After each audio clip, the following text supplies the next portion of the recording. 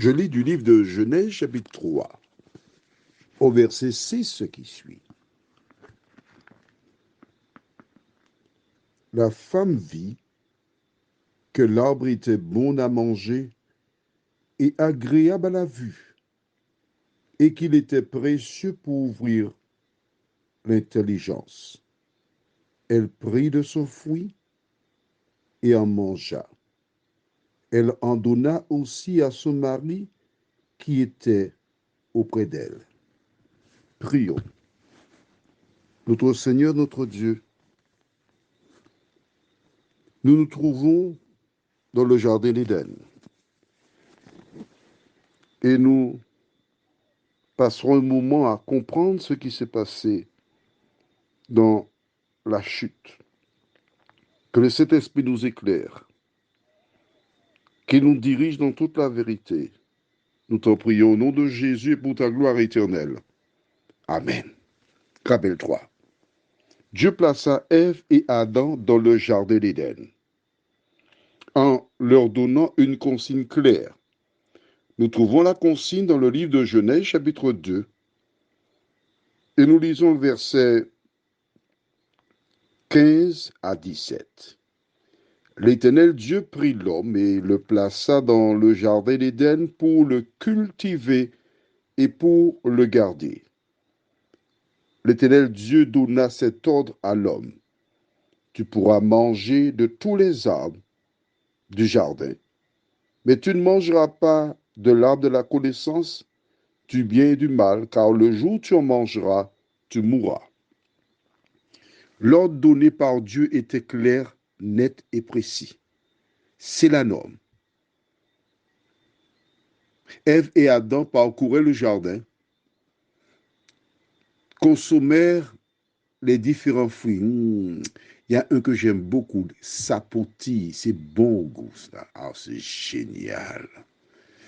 Mais quand tu regardes bien aujourd'hui, les hommes en étudiant les différentes espèces trouvent que tous ces fruits agissent sur la santé. Il y a un qui, semble-t-il, est excellent pour le cancer, c'est la goyave. On étudie les propriétés, comment trouver des médicaments à partir de la goyave. Mais quand tu regardes les comprimés comme Doliprane et autres, Vicks, etc., nous trouvons tout cela dans la nature. Tout ce que la pharmacie commercialise, ils prennent cela de la nature, ce qui démontre que Dieu avait tout prévu d'avance pour que le corps de l'homme soit régénéré. La nature. Dans le cadre du coronavirus, on a recommandé aux personnes d'avoir de la vitamine D que l'on achète en pharmacie. Je suis exploitant agricole et je fais de l'agriculture. À ce titre, je travaille buste-nouille le matin jusqu'à 9h30, car passé 10 heures, le soleil n'est pas de bonne qualité. Je me suis rendu chez mon médecin et quand cette dernière a pris ce qu'on appelle communément la tension, 12,7. Elle m'a dit, vous avez une bonne tension. Pourquoi? Parce que j'ai lu dans un article que le soleil sur l'organisme régule la tension. Donc voilà pourquoi Dieu a placé l'homme dans le jardin. Et je te recommande, si tu peux, trouve un moment pour faire du jardinage, pour être en contact avec le soleil, pour planter, récolter ce que tu mets en terre.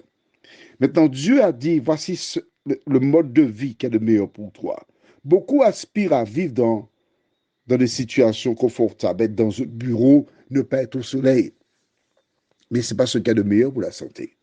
Alors, il a donné l'ordre, mais Ève, un jour, a entendu la voix de l'autre qui lui a dit, écoute, si tu manges ça, tu seras comme Dieu. Et elle a succombé à la tentation. C'est la même chose qui est arrivée à Saraï. Elle s'est dit, bon, je vais chercher une solution. Mais la solution humaine est toujours en opposition avec la solution divine. Prions. Notre Seigneur, notre Dieu, le même ennemi qui a tenté Ève est à l'œuvre encore aujourd'hui afin de nous inciter à violer la parole de Dieu, à faire le contraire de ce que l'Éternel nous demande.